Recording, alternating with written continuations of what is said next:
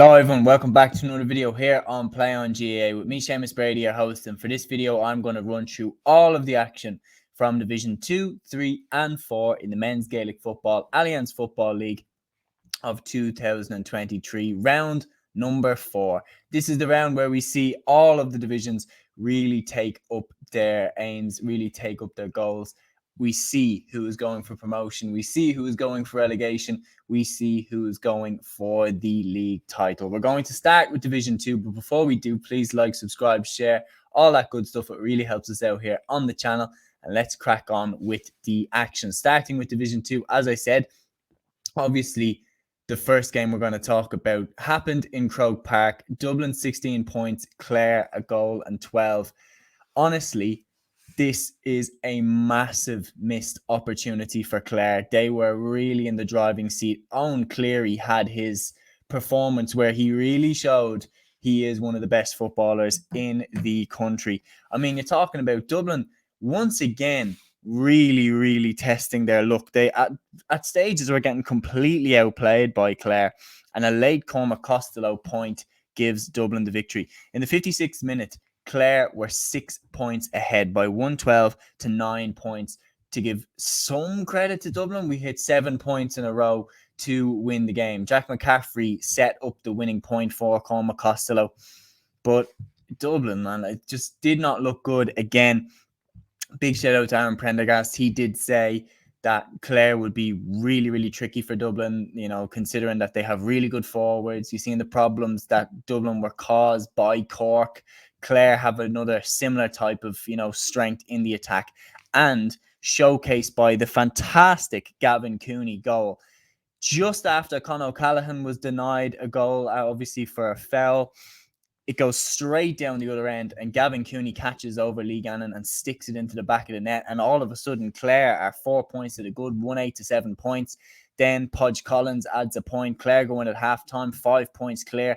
It was really confusing watching just how poor Dublin were playing, or how vulnerable we looked at the back.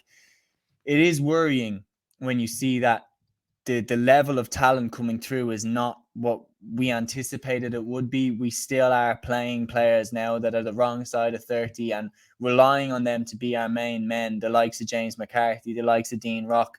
They're still players that we turn to when the game gets tough. And I honestly thought that if we were going to carry on being anywhere near as successful as we have been, that we would have needed to bring in some new faces into this team. There was a debut, obviously, Sean Lowry from Vincent. Shout out to him. He made a start.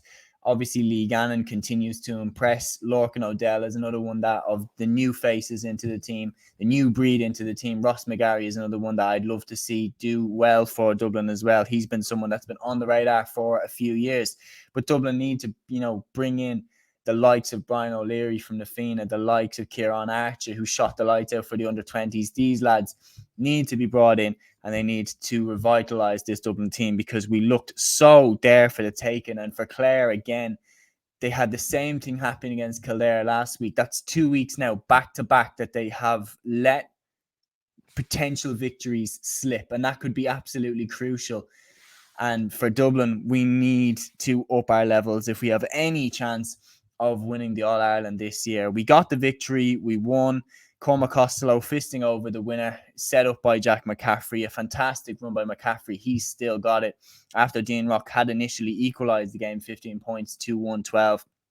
For Clare, it's a massively missed opportunity. And for Dublin, it is 3 out of 3. However, our next game is against Derry, and they beat Kildare by 215 to 7 points in Newbridge. This is absolutely so impressive, but so poor from Kildare.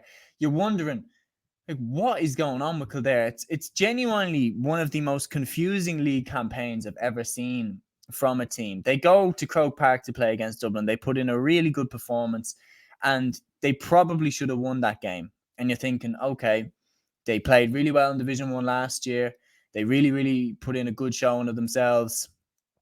They're going to bounce back now, and they're going to go back up to Division 1, or they're going to push for it anyway. And then they get hammered by Cork. Like, I mean, ripped apart by Cork. then you're thinking, what is going on here? Now they have to go down to Clare, Cusack Park in Ennis. What a difficult place to go. A side that has competed with Cork, that have just ripped Kildare apart. Is this surely going to be back-to-back defeats for Kildare? And then I kind of predicted them to win because I thought, look, they really need to. Then they end up looking like they're about to lose the game before they hit, I think it was 4 or 5 points in a row to steal the victory away from Clare. So they showed that fight. In this game, they just showed no fight. Derry absolutely ran them over. We were saying, if you watch the preview here on Play on GA, we were saying the key thing that Kildare needed to do was to just not let Derry build up a lead on you. Because here's a fact. If Derry build up a lead on you, especially this team under Rory Gallagher, you're done. You're not going to win the game. You're not going to pull that one back.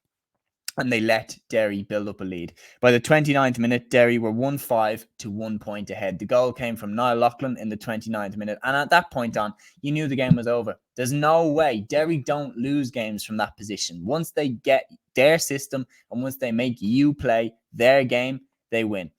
And just fantastic performance again by Rory Gallagher. A ruthless performance again by Derry. You cannot deny they have been absolutely superb so far in Division 2. And honestly now, considering that Dublin now have to go away to Owen Beg, that is the toughest fixture that you could possibly make in Division 2 for this Dublin side. They have absolutely just, I think, looked so fragile, particularly in the game against Clare there. The game against Cork. Cork could have snatched that at the death. And then the game against Kildare as well, we looked so fragile. And I do really, really believe that if a better side had been playing us, I think we would have been put to the sword. I think if Derry had been playing us that night in Croke Park, I think they would have put us to the sword. So honestly, there is a preview coming here on Play on GA this week. So do be sure to check that out. It's really, really hard to know what's going to happen in that game. Honestly, right now I'm nervous for it. I really, really am. Moving on then in Division 2, Cork, I mentioned them and their game against Dublin. They followed that up by absolutely blitzing Limerick at Porky Creek by 6-18 to 12 points. And before the game, people were saying that it would be so typical of this Cork era, post All-Ireland in 2010 and post being a contender really up until about 2014, to look really good against a big team and then flop against a team that they should be beating. Well, they absolutely put that to bed, putting 6 goals past Limerick, 2 of them coming from Conor Corbett, 1 of them coming from Colm O'Callaghan, 1 coming from Ian Maguire, Sean Powter and Brian Hurley. A fantastic performance by Cork. Chris O'Jones kicked 6 points as well. And yeah, just a fantastic performance by the Corkmen. For Limerick, it's looking bleak. It's looking like they're going to go down. I really can't. Look, they failed to beat Louth. I really, really can't see them surviving now. Billy Lee's gone. I feel like the momentum that they had is really starting to grind to a halt, which is a shame. But it'll be interesting to see how they get on in the Tailteann Cup. And I honestly do think that that is probably a better competition for them to be in. Controversial as that is, I just wouldn't see them doing anything of note in the championship. But one side that has given themselves a real chance of staying up in Division 2 is Louth. They went away to Port Tailteann and beat Meath by 115 to 112. And a big shout out again to Aaron Prendergast, GA Fan TV. He told me that he thought Louth would win this game. And I have to say, I'll hold my hands up. I thought Meath were going to win this game. I just thought they were too deadly going forward in terms of scoring goals, and I thought they'd be able to get these chances against Louth. But by God, Louth did not let them get a sniff. Fantastic play by Louth. Meath were 5 points to 2 up, but then Harry O'Higgins was sent off, and that had a huge setback on them. Donald Keogan's goal looked to have set Meath on their way, but then Louth showed their fighting spirit. They hit 1-4 without reply. Craig Lennon's goal spurred them on to a really, really impressive victory. And you look at the job that Mickey Hart has done there, absolutely incredible. Can they stay up? I mean, you look at how bad Kildare looked against Derry. You looked at how bad that they looked against Cork. Louth will fancy that game. I'm telling you, Louth will fancy that game. And if Louth can beat Kildare, I think they could be safe. It's a remarkable turnaround. They're on 4 points. Can they get to the magic 6 points? I think it will all come down to that showdown against Kildare. What a game that could turn out to be.